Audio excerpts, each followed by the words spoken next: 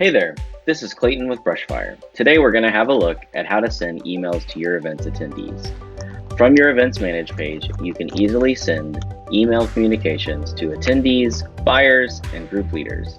To get started, simply click the Create button at the top of the page. For today's example, I've got an email template started already. At the top of the email configuration, you'll choose the recipient options. Who do you want to send your email to? Which email address provided would you like to send the email to? And how do you want to filter your attendees? Sometimes you just need to send an email to everyone, and that requires no filters.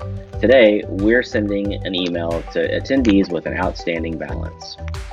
Next, you complete your sending information. This is information about your organization and how people can reply to your email blast to get in touch with you. Next, you specify the content of your email.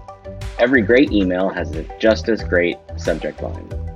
You'll choose your header logo or image to appear at the top of the email, and then you'll include your content.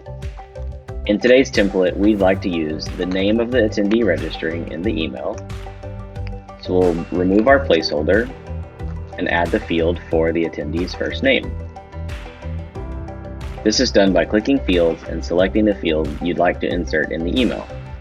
Then we're also going to include the amount of their outstanding balance.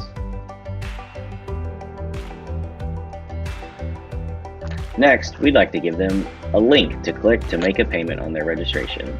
From special items, you can find links to edit, modify registrations.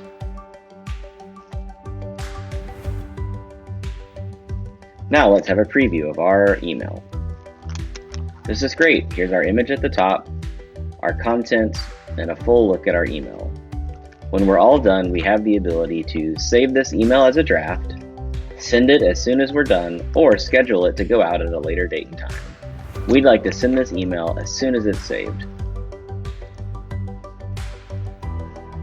And that's it. We're all done. See you next time.